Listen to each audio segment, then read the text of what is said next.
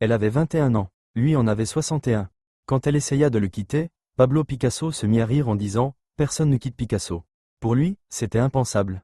Parce que Picasso avait un talent immense mais aussi une réputation sombre. Plusieurs femmes de sa vie en sont sorties brisées. Certaines ont sombré dans la dépression, d'autres ont fini internées, et certaines n'ont jamais réussi à se reconstruire. Le génie artistique de Picasso allait souvent de pair avec une relation de domination et de destruction. Son schéma semblait toujours le même, il rencontrait une jeune femme brillante, la faisait entrer dans son univers, la peignait sans cesse, la transformait en muse puis finissait par l'écraser. Pendant longtemps, aucune femme ne semblait pouvoir lui échapper. Jusqu'à Françoise Gillot.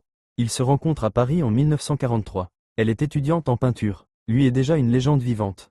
Très vite, elle entre dans son monde. Ils vivent ensemble, ont 2 enfants, Claude et Paloma. Picasso l'a peint des centaines de fois. Elle devient sa muse. Mais Françoise comprend peu à peu ce que d'autres n'avaient pas vu à temps, le piège. Elle dira plus tard, je l'aimais, mais je voyais aussi qu'il avait besoin de détruire ce qu'il aimait. Les années passent et leur relation devient un rapport de pouvoir. Picasso exige admiration et soumission. Il rabaisse son travail, manipule, oppose les femmes entre elles. Beaucoup auraient fini par se briser.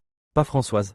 Un matin de 1953, après une nouvelle dispute, elle se regarde dans le miroir et comprend quelque chose de simple. Si elle reste, elle disparaîtra. Alors elle lui dit calmement, je m'en vais. Picasso éclate de rire, tu ne peux pas me quitter. Personne ne quitte Picasso. Mais cette fois, il se trompait. Elle fait ses valises, elle prend ses enfants, et elle part, sans drame, sans scandale, juste avec la décision tranquille de reprendre sa vie.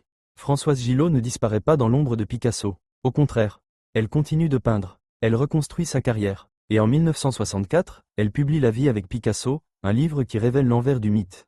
Le scandale est énorme. Picasso tente même d'en empêcher la publication. Mais le livre devient un best-seller mondial. Pour la première fois, le public découvre ce qui se cachait derrière le génie. Manipulation, domination, destruction émotionnelle. Et Françoise, elle, continue d'avancer.